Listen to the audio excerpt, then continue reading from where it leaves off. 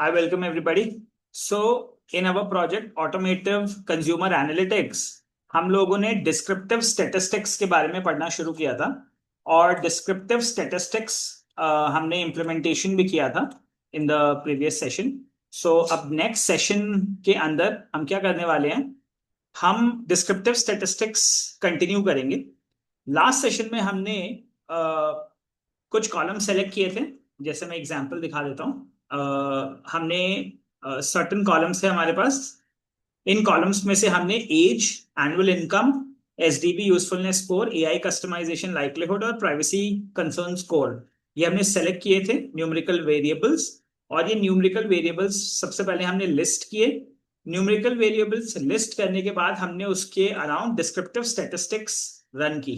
ठीक है, जिसकी वजह से हमारे पास एक डिस्क्रिप्टिव डेटा आ गया. और डिस्क्रिप्टिव स्टैटिस्टिक्स में हम करते क्या हैं, हम कैलकुलेट करते हैं count, mean, standard deviation, minimum, 25% quartile, 50% quartile, 75% quartile and maximum.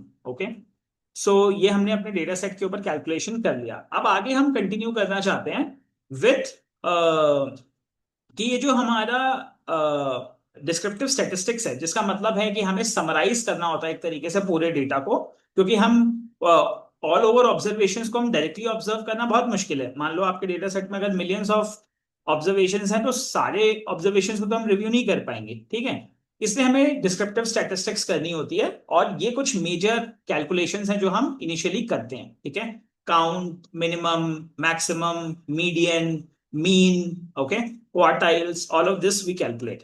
तो अब हमें क्या करना है, अब हम कैलकुलेशन करेंगे repeat the income summary by country because global averages can hide market differences. ठीक है, सो हमने क्या करना है, हमने इस बात को कल समझा भी था कि हो सकता है कि ये जो एवरेज इनकम ग्रुप अभी आपके सामने आ रही है, ठीक है, मान लो एवरेज का मतलब अर्थमेटिक मीन हमने ले लिया.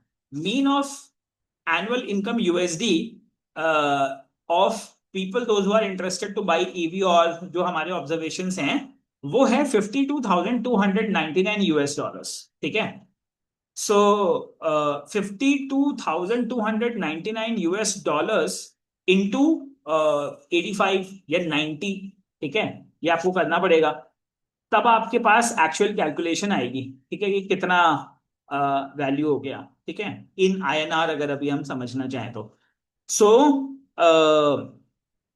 सो ये तो काफी हाई वैल्यू है. ठीक है, इंडिया में हो सकता है कि एनुअल इनकम इतनी ना हो, ठीक है, कम हो, या और जो डिफरेंट मार्केट्स हैं वहां पे डिफरेंट हो सकती है, कम हो सकती है, ज्यादा हो सकती है. ठीक है, तो ऐसा तो है नहीं कि अगर हमारे पास ज्यादा एवरेज वैल्यू कैलकुलेट कर लो और एक स्पेसिफिक मार्केट में, मान लो चाइना में अगर हम महंगा प्रोडक्ट निकाल दें या इंडिया में हम महंगा प्रोडक्ट निकाल दें on the basis of average value, तो फिर वो बिकेगा ही नहीं वहां पे जाके मार्केट में, क्योंकि हमारी एस्टिमेशन गलत हो गई. हमने गलत एवरेज आइडेंटिफाई कर लिया, क्योंकि हो सकता है इंडिया में जो बाइंग परचेज करने का पावर है इनकम ग्रुप के हिसाब से, हो सकता है वो कम हो या हो सकता है वो ज्यादा हो. ठीक है, तो वो हमें इवेल्युएशन करनी है. सो अब हम वो कैसे करेंगे, इस काम को करने के लिए हमने क्या किया, जो हमारी एनुअल इनकम यूएसडी है, ठीक है, ये जो हमारा डेटा सेट है, ठीक है, इस डेटा सेट को पहले हम कंट्री वाइज ग्रुप बाई करेंगे. ठीक है, यानी आपको क्या करना है, जैसे आप डेटा सेट, ठीक है, जो हमारा डेटा सेट है, I think it is data. ठीक है, जो हमारा डेटा है, अगर डेटा के ऊपर मैं करता हूं कि एनुअल इनकम यूएसडी, ठीक है, ये मेरा डेटा है. और अगर मैं इसको अभी जब कैलकुलेट कर रहा हूं, डिस्क्राइब करता हूं इसको मैं, ठीक है, तो आप देखते हो कि मेरे पास एनुअल इनकम का ये पूरा निकल करके आ गया वैल्यूएशन. ठीक है, और मैंने इसको कर दिया राउंड एस टाइप इंटीजर. ठीक है, अभी हमने सिर्फ एनुअल इनकम के लिए निकाल लिया है. तो टोटल 3500 ऑब्जर्वेशन है, ये मीन है, ये स्टैंडर्ड डिविएशन है. 31,849 का मिनिमम $6,185 है. ठीक है, ये हमारे पास अभी वैल्यू आ गई ओवरऑल. ठीक है, मैं चाहता हूं कि ये इनकम जो है वो कंट्री वाइज ग्रुप बाय होकर के आ रहे हैं। ठीक है, तो मैं क्या करूंगा, इसी में डेटा के ऊपर मैं ग्रुप बाय कॉल करूंगा। ठीक है, I am going to run group by on it. ठीक है, और ग्रुप बाय मैं किस कॉलम्स के बेसिस पे इसे ग्रुप करना चाहता हूं, मैं कंट्री के बेसिस में इसे ग्रुप करना चाहता हूं। ठीक है, तो मैंने क्या किया, पहले कंट्री सेलेक्ट कर ली और उसके बेसिस पे मैं इसको रन करूंगा। ठीक है, इनफैक्ट मैं ऐसा करता हूं कि मैं इस लाइन को दोबारा लिखता हूं नीचे। ठीक है, सो दैट आपके पास रेफरेंसेस रहेंगे बाद में रेफर करने के लिए। ठीक है, सो अब मैं इसको कंट्री वाइज करना चाहता हूं। सो मैंने बोला डेटा डॉट ग्रुप बाय। ठीक है, and do this group by on the basis of country. Country wise आप इसे ग्रुप बाय कर दो। ठीक है, और फिर निकालो डेटा। तो अब मेरे पास जब डेटा रिप्रेजेंटेशन है ये ओवरऑल की थी, अब जो आ गई वो आ गई मेरे पास कंट्री वाइज निकल करके। ठीक है, अब आप देखो, अब आपको मजे और आ जाएंगे। ठीक है, अब आपको ये दिख रहा है कि अगर अब आप यहां देखो, अब आपको ये और दिख रहा है कि देखो जी, ये कंट्रीज हैं हमारे पास, these are the markets. China, Germany, India, Japan, South Korea, South East Asia, UK and US. Okay, कितने नंबर ऑफ ऑब्जर्वेशंस हैं वो सारे निकल करके आ गए। चाइना से 420 कस्टमर्स हैं, जर्मनी से 470, इंडिया से 520 कस्टमर्स हैं, जापान से 270 कस्टमर्स हैं। ठीक है, साउथ कोरिया से 330 कस्टमर हैं, साउथ ईस्ट एशिया से 620 कस्टमर्स हैं, यूके 480, यूएस 390। अब अब अगर आप इसका देखो कि भाई मीन क्या है, एवरेज कस्टमर की रेंज कितनी है। ठीक है, तो एवरेज कस्टमर की रेंज मुझे दिख रही है कि यहां पे $45,000। ठीक है, जर्मनी में देखोगे तो और भी ज्यादा एवरेज इनकम है बंदे की, $69,000 है average annual income US dollars में। ठीक है, इंडिया में कम है, इंडिया में है 26,462। ठीक है, तो इंडिया में तो उनकी एवरेज से आधी हो गई। ठीक है, अब मान लो अगर मैं बोलूं कि इंडिया में और सिमिलर देख लो, जैसे जापान में $62,000 है। ठीक है, साउथ कोरिया में $60,000 है, साउथ ईस्ट एशिया में कम है एनुअल इनकम। ठीक है, यूके में $64,553 है, यूएस में 85,271 एनुअल इनकम है। ठीक है, अब यहीं अगर देखा जाए कि अमन कहाँ जाएगा, तो अमन इंडिया से भाग के चला जाएगा यूएस, क्योंकि अमन को पैसा कमाना है। ठीक है, क्योंकि अगर अमन यहां जाएगा तो इसकी एनुअल इनकम इतनी हो जाएगी। Okay, I believe this is clear. या तक क्लियर है? सो एनुअल इनकम से देखो हम क्या समझने की कोशिश कर रहे हैं कि डिफरेंट रेंजेस हैं, जहां पे चाइना में अलग रेंज है, जर्मनी में अलग रेंज है, इंडिया में अलग रेंज है, जापान में अलग रेंज है। जहां कंट्री, जिन कंट्रीज में एवरेज एनुअल इनकम कम है, वहां पे आप महंगी गाड़ी अगर बेचोगे तो नहीं बिकेगी। ठीक है, अब यहां पे अगर मैं देखूं, यहाँ पे आपके पास मिनिमम इनकम दिखा रहा है। ठीक है, मिनिमम इनकम यहाँ 7,000 यूएसडी है, यहाँ पे 6,185 यूएस डॉलर्स है। ठीक है, और हाईएस्ट देखोगे तो 35,000 यूएस डॉलर्स है यूएस के अंदर मिनिमम। ठीक है, सो इसका मतलब क्या है कि जो यूएस की मिनिमम इनकम है वो इंडिया की एवरेज इनकम से भी ज्यादा है। Can you see this? अगर आप यूएस में हो या आप यूके में हो, ठीक है, या आप लेट्स से जापान में हो या आप जर्मनी में हो, तो आपकी जो मिनिमम इनकम है वो यहाँ की एवरेज इनकम से भी ज्यादा है। ओके, ठीक है, सो नाउ, सो अब इन्वेस्टमेंट हमें किस हिसाब से प्लान करना है। मान लो if I am selling this automotive vehicles, so now I have to plan my investment appropriately. ठीक है, कि कौन सा प्रोडक्ट यूएस मार्केट के लिए है, कौन सा प्रोडक्ट यूके मार्केट के लिए है, कौन सा प्रोडक्ट इंडियन मार्केट के लिए है, कौन सा प्रोडक्ट जापान मार्केट के लिए। तो all of this analysis I have to do. ठीक है, कौन से मॉडल्स, कौन से ब्रांड्स किस पर्टिकुलर मार्केट के लिए सूटेबल है। अब अगर आप देखो, मान लो मैंने बोला कि यार मैं बोलता हूं कि जैसे मान लो इंडिया में, ठीक है, हम ये मान लेते हैं कि जिसकी जितनी पैकेज है लगभग वो उतनी उतने की गाड़ी लेके घूम रहा है, फॉर एग्जाम्पल, ठीक है। मतलब एक ऐसे रफ, ऐसा कोई डेटा नहीं है हमारे पास, मैं एक नॉर्मल सी बात कर रहा हूँ। जैसे अगर कोई 5 लाख पर एनम का पैकेज है तो उसकी गाड़ी भी लगभग 5 लाख की है, फॉर एग्जाम्पल। अगर कहीं घर वालों ने नहीं दिलवा दी है या कोई प्लॉट बेच करके नहीं पैसा आ गया है, ऑन एन एवरेज अगर हम एक सर्विस क्लास की बात करें कि जो बंदा 5 लाख रुपए कमा रहा है साल में, उसके pass on a range of 5 lakh की गाड़ी है, ठीक है। सिमिलरली जैसे किसी का 10 LPA का पैकेज है, ठीक है, मतलब person to person it can vary. I am trying to relate some other example here, ठीक है। तो जैसे मान लो इसके पास लगभग 10 लाख की गाड़ी है ऑन एन एवरेज, ठीक है। अगर कोई 20 LPA कमा रहा है तो उसके पास 20 लाख की कार है, ठीक है। बहुत ज्यादा है तो आप इसको हाफ कर सकते हो, 10 से 20 लाख की कार है, ठीक है। 5 से 10 लाख की कार है। 5 LPA कमा रहा है तो 2.5 से 5 लाख की गाड़ी हो सकती है, ठीक है। 5 LPA कमा रहा है, हो सकता है सेकंड हैंड खरीद ले, ठीक है। 10 LPA similarly, okay. For example मैंने ऐसे ही एक रफ एस्टिमेट ले लिया है। अगर किसी का 50 LPA का पैकेज है तो वो 5 लाख 50 लाख की गाड़ी है उसके पास, ठीक है। इससे मैं इस्टेब्लिश क्या करना चाह रहा हूं, मैं ये इस्टेब्लिश करना चाह रहा हूं कि जो एक एवरेज इनकम है, ठीक है, बंदा लगभग उतने की गाड़ी खरीद रहा है जितनी एनुअल इनकम है, अप्रोक्सीमेटली उतने की गाड़ी परचेज कर रहा है, फॉर एग्जाम्पल, ठीक है। सो मैंने बोला जैसे इंडिया में अगर एवरेज इनकम 26,462 USD है, ठीक है। ऑब्वियसली अभी ये यूएसडी में बढ़ के बहुत हो गई, तो लगभग वो 26,462 की गाड़ी ले रहा है, ठीक है। लगभग इस प्राइस की कार वो परचेज कर रहा है, ठीक है। सो मैंने बोला कि अगर मान लो हम एक नॉर्मल एवरेज निकाल देते, ठीक है। जब आपने ऊपर कैलकुलेशन किया था तो हमारे पास जो नॉर्मल एवरेज आ रहा था वो आ रहा था 55,000 US डॉलर्स, ठीक है। आई बिलीव आपको यू रिमेंबर जब हमने विदाउट कंट्री किया था तो हमारे पास एवरेज आ रहा था $52,299, ठीक है। अगर डेटा एनालिस्ट ये गलती कर देता और ये बोलता कि ठीक है मेरी गाड़ी की कीमत 52,250 USD है, फॉर एग्जाम्पल, ठीक है।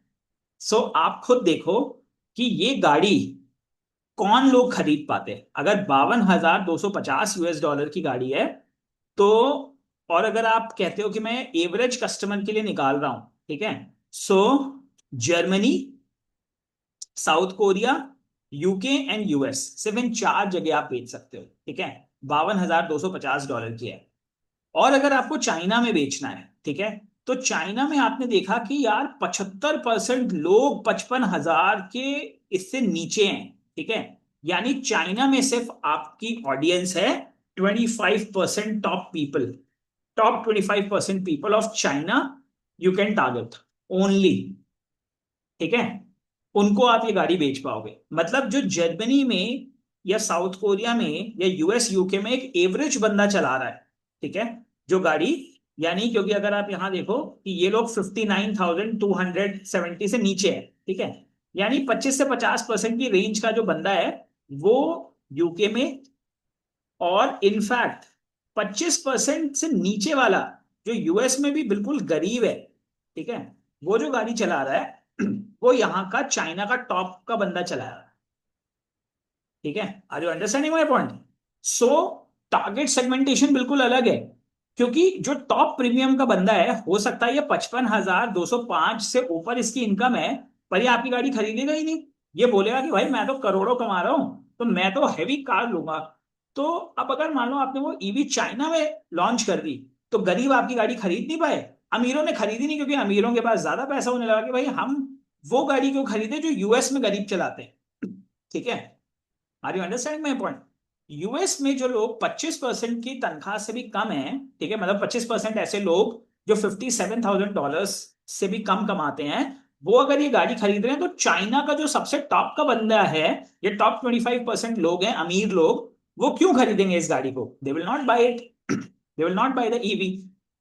तो अगर मेरा डेटा एनालिस्ट डिस्क्रिप्टिव स्टैटिस्टिक्स, ठीक है, अगर नहीं करता प्रॉपरली और उसकी वजह से मुझे क्लियर फैक्ट्स नहीं मिलते, ठीक है, कि व्हाट हैपेंड इन डेटा, अगर ये मुझे ठीक से नहीं मिले तो मेरे इन्वेस्टमेंट डिसीजंस गलत हो जाएंगे, और मेरे इन्वेस्टमेंट डिसीजंस अगर गलत हुए तो मैं पूरा पैसा नुकसान कर जाऊंगा। मान लो मैं अपनी गाड़ी को चाइना और इंडिया में लॉन्च करता on the basis of previous data, तो I would have made a loss for sure, ठीक है, because nobody would have bought bought it here.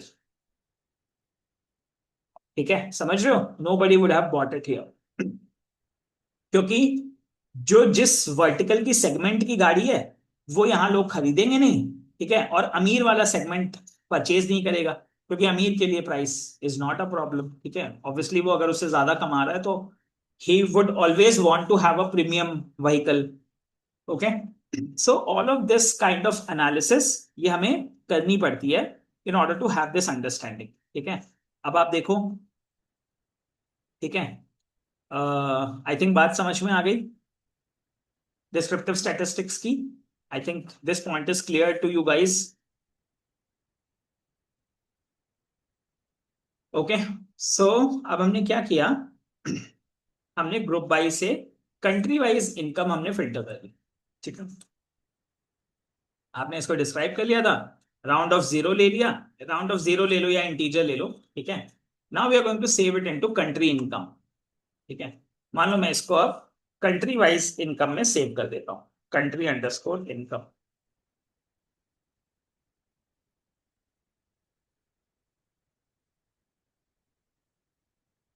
ठीक है। So this becomes my new analysis. So now I can see different markets, और उन different markets में लोगों की annual income कितनी है, क्या रेंज है, कितने लोग किस कैटेगरी में फॉल कर रहे हैं। तो अब मैं डेटा को और अच्छी तरीके से डिस्क्राइब कर पा रहा हूं, I can get more information out of it, ठीक है। यही अगर आप जब स्टार्टिंग में आप डेटा सेट को देख रहे थे, ठीक है, जब आप स्टार्टिंग में डेटा सेट को ऑब्जर्व कर रहे थे, सो जब हमने यहाँ पे आइडेंटिफाई करना शुरू किया था कि कितने नंबर ऑफ ऑब्जर्वेशन से क्या हैं, अगर अब आप डेटा को इस तरीके से देखो, ठीक है, तो यहाँ पे आप उतनी पोटेंशियल इंफॉर्मेशन नहीं निकाल सकते हो, ठीक है। लेकिन धीरे धीरे जब हम descriptive statistics across different columns and variables करेंगे, तो we will get to know more facts, ठीक है, and we will be able to identify that what happened in data. So this is very very important for us. आगे बढ़ते हैं। अब आपके पास और ऑप्शंस हैं, ठीक है। The next options which you have to explore is mean, median, mode, range, variance and standard deviation, ठीक है। ये और इंपॉर्टेंट कैलकुलेशंस हैं जो हमें करनी है, ठीक है। So mean, median, mode, range, variance and standard deviation, ठीक है, these are the important concepts which we have to cover. So mean क्या है, mean is the arithmetic average, तो मीन एवरेज है। Median is the middle value, ठीक है, median is the middle value. तो average और मिडिल वैल्यू अलग अलग हो सकती है, ठीक है, the average and the middle value in that data set can be different. Okay, now mode is the most frequent, सबसे ज्यादा क्या रिपीट हो रहा है, दैट इज मोड, ठीक है। रेंज क्या है, मैक्सिमम माइनस मिनिमम, ठीक है, तो मैक्सिमम और minimum, range is max minus minimum, ठीक है, तो वो रेंज हो गई आपके पास। उसके बाद वेरिएंस कितना है, मतलब वेरिएंस मतलब कितना मूव कर रहा है, जैसे मान लो मैं 1 से लेके 5 तक गया, तो कितना मूव हुआ, 1 से 2 गया, 2 से 3 गया, 3 से 4 गया, 4 से 5 गया, या 1 से 1.5 गया, फिर 1.5 से 2 गया, फिर 2.5 गया, फिर 3 गया, तो दोनों में डिफरेंस है, ठीक है, दोनों के वेरिएशन में डिफरेंसेस है। सो वेरिएंसेस भी हमारे लिए इंपॉर्टेंट है, ठीक है, आगे धीरे धीरे समझोगे कैसे हम वेरिएंस को यूज करते हैं। स्टैंडर्ड डिविएशन हमारे लिए इंपॉर्टेंट है क्योंकि ये स्प्रेड मेजर करता है, ठीक है। सो स्टैंडर्ड डिविएशन का मतलब एक से दूसरी वैल्यू में डिविएशन कितना हो रहा है, कितनी बदल रही है वो वैल्यू, ठीक है। अगर बहुत क्लोजली बदल रही है तो इसका मतलब चीजें आसपास है, प्राइसेस एक दूसरे के आसपास है। अगर बहुत ज्यादा बदल रही है, जैसे कि स्टैंडर्ड डिविएशन का मतलब ये समझ लो कि जैसे एक कॉलोनी में घर है, ठीक है, मान लो आप एक घर में रहते हो, मान लो हम सब दिल्ली में रहते हैं, ठीक है, मान लो मैं रहता हूँ रोहिणी में, आप रहते हो मैं रहता हूँ मान लो नॉर्थ दिल्ली में, सिमरन रहती है साउथ दिल्ली में, एंड अमन रहता है ईस्ट दिल्ली में, ठीक है।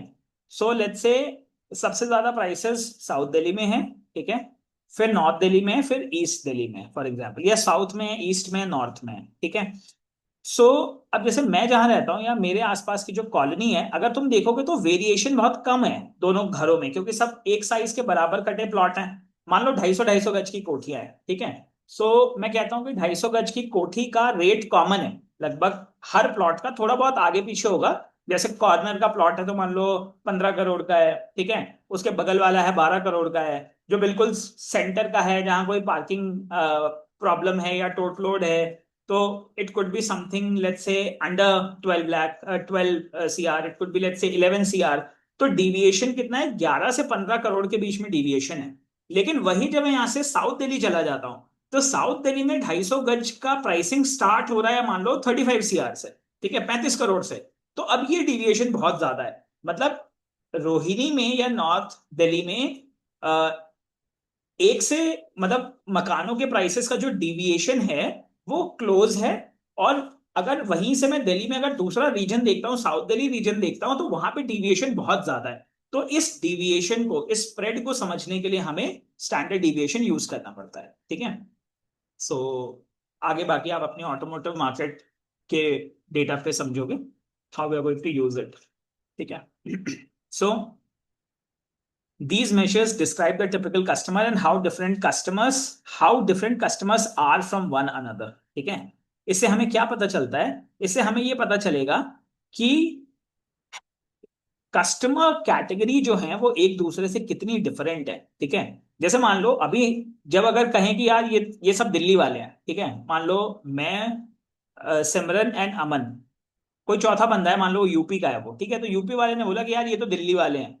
तो दिल्ली वाले अभी हम सब एक कैटेगरी में हो गए, ठीक है। दिल्ली वाले दिवांशु भी हो गए, दिल्ली वाले सिमरन भी हो गए, दिल्ली वाले अमन भी हो गए।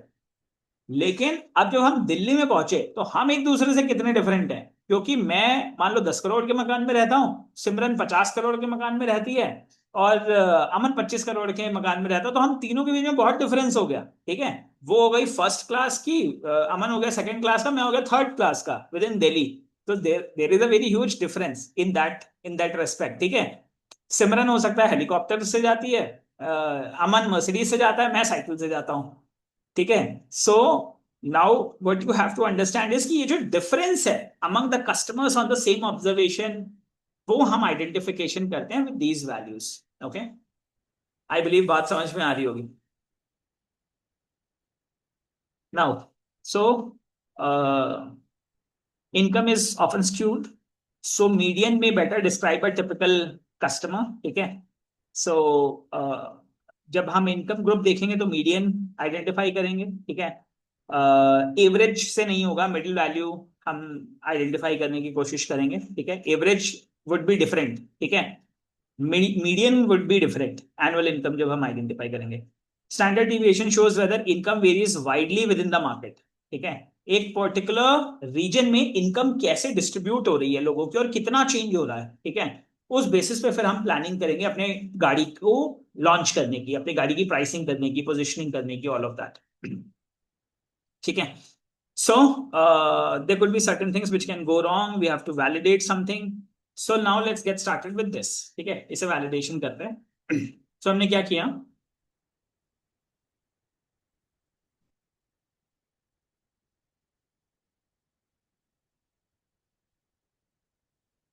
अभी हम एनुअल इनकम से स्टार्ट करेंगे, ठीक है। तो मैंने बोला आ जाते हैं, मैंने डेटा उठाया एनुअल इनकम यूएसडी, ठीक है। ये हमारा डेटा सेट है जिसको अभी हमें प्रोसेस करना है। हमारे पास एनुअल इनकम आ गई। अब हमने निकाला, let's say calculate measures of central tendency, ठीक है। तो हमें क्या क्या करना है, मीन मीडियन एंड मोड, ठीक है। सेंट्रल वैल्यूज आइडेंटिफाई करनी है, यानी अर्थमेटिक एवरेज कितना है, मिडिल वैल्यू कितनी है after sorting, and most frequently occurring value कौन सी है, ठीक है। सो आपको अगर कोई फॉर्मूला इंडिविजुअली रन करना है तो आप वो भी रन कर सकते हैं। लेट्स से मैंने इस डेटा फ्रेम को निकाल लिया और मैंने इसको इनकम में सेव कर दिया फॉर एग्जाम्पल, ठीक है। अब मैंने इस इनकम के ऊपर कैलकुलेट कर लिया कि ठीक है भैया मीन निकाल दो इसका, ठीक है।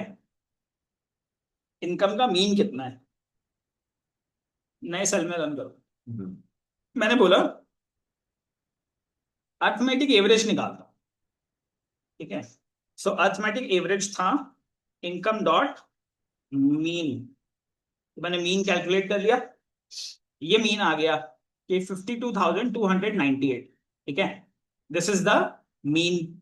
ओके, फिर मैंने बोला कि ठीक है अच्छा मीन आ गया, अब आप मुझे बताओ कि मिडिल वैल्यू कौन सी है, ठीक है। तो ये क्या करेगा, पहले उसको सॉर्ट करेगा फिर मिडिल वैल्यू निकालेगा। तो मिडिल वैल्यू हम निकालते हैं, मैंने बोला income dot median, income dot median, ठीक है। तो मीडियन इसने बता दिया कि जो सेंट्रल वैल्यू है अब देखो हमें मिल रहा है एवरेज है 52,298, ठीक है, लेकिन एक्चुअल जो मिडिल वैल्यू है in the data set that is 44,406, तो काफी डिफरेंस है, ठीक है, अराउंड 6-8 हजार डॉलर का डिफरेंस है, ठीक है। So this is the median value, middle, ठीक है।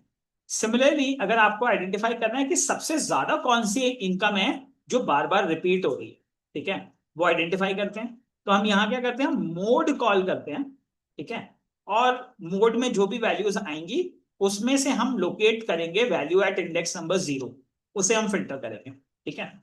सो लेट्स फिल्टर मोड, ठीक है।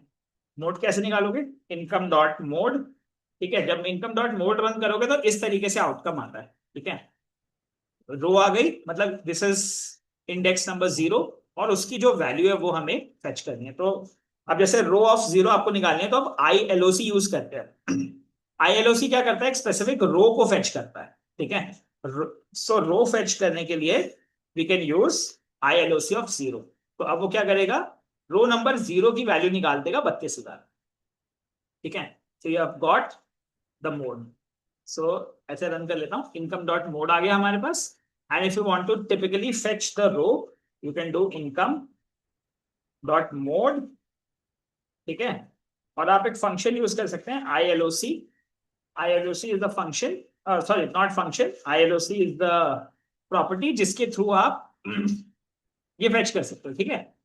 I L O C is the property, इस प्रॉपर्टी के थ्रू आप आइडेंटिफाई कर सकते हो purely integer location based indexing for selection by position, ठीक है। तो बाय पोजीशन का मतलब कि it will select the rows for you, ठीक है। तो आपके सामने आ जाएगी कि ठीक है जी, जो सबसे ज्यादा बार बार रिपीट हो रहा है इनकम वो है 32,000। 32,000 यूएसडी एक ऐसा अमाउंट है जो कई बार रिपीट हुआ है डेटा के अंदर, ठीक है। तो we get to have that understanding also.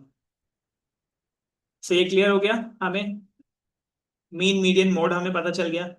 अब हम we will calculate measures of spread, ठीक है। ये तो आपकी मेजर्स ऑफ सेंट्रल टेंडेंसी थी कि आस बीच में किस जगह के आसपास वैल्यूज है, ठीक है। मीन कितना है, मीडियन कितना है, मोड कितना है, तो this is the most repeatable one, the most common one, ठीक है। अब हम देख रहे हैं कि हाउ इट इज डिस्ट्रीब्यूटेड। अभी तो हम सेंटर ढूंढ रहे थे, इस सेंट्रल पे वैल्यूज किस हिसाब से ऑर्गेनाइज है। अब हम देखेंगे कि डिस्ट्रीब्यूटेड कैसे, how one value differs with the other, ठीक है। उसके लिए हम स्प्रेड यूज करते हैं। सो सबसे पहले हम रेंज चेक करेंगे। फुल ऑब्जर्व स्पैन का मतलब है यू कैलकुलेट द रेंज, ठीक है। सो सबसे पहले अब हम यहां पे इसको करते हैं, we are going to calculate the measures of spread, ठीक है। सो इसमें हम सबसे पहले क्या करने वाले हैं, सबसे पहले हम ये करने वाले हैं फुल ऑब्जर्व स्पैन, ठीक है। फुल ऑब्जर्व स्पैन यूज करूंगा मैं, और उसमें हम क्या करने वाले हैं, इनकम में से मैक्स माइनस मिनिमम। मैंने आपको बताया था रेंज का मतलब है max minus minimum, okay. Now so अब हमारे पास क्या है, income dot max minus income dot minimum, ठीक है। ये आ गई मेरी रेंज, ठीक है। तो the range is this, okay, 1,85,815, this is the range, ठीक है। अब मैं वेरिएंस चेक करना चाहता हूँ, ठीक है, average squared deviation from the mean, ठीक है। एवरेज स्क्वायर डिविएशन कितनी है, ठीक है। सो वो हम आइडेंटिफाई करते हैं, यानी अभी हम वेरिएंस कैलकुलेट कर रहे हैं, ठीक है। So let's get to the variance. Variance कैलकुलेट करेंगे, सो इनकम डॉट वेरिएंस, ठीक है। Income dot var call करोगे तो वेरिएंस आ जाएगा, ठीक है। दिस इज द वेरिएंस, ठीक है। आगे हम इसको डिटेल में पढ़ेंगे, आज अभी 4 मिनट्स हैं अपने पास मीटिंग में, so we can discuss these numbers in detail and have more understanding around it कि ये क्या दिखलाते हैं और क्या इसका मतलब है, ठीक है। Now we are going to use it, so I am going to tell you that. So average square deviation from the mean, ठीक है। इसके बाद आपके पास क्या है, एक्चुअल स्टैंडर्ड डिविएशन क्या है, spread in the original income unit, income कैसे स्प्रेड है, कैसे डिस्ट्रीब्यूटेड है, ठीक है, डिविएशन कितना है। सो इनकम डॉट स्टैंडर्ड डिविएशन, इससे हमें पता चल जाएगा कि 31,848 USD, that is the deviation. इस बेसिस पे डिविएशन हो रहा है अमंग द इनकम्स, ठीक है।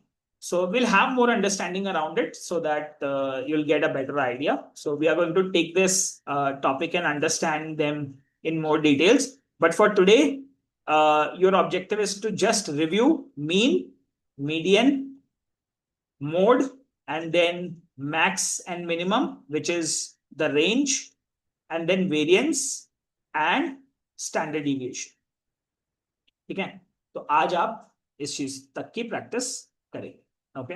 So this is it for today's session.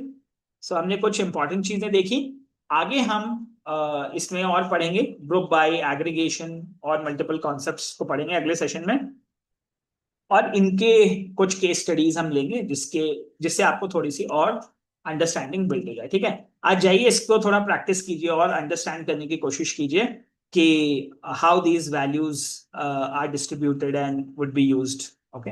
So go through with this and rest we will meet in the next session and will continue from there, okay. Have a great day.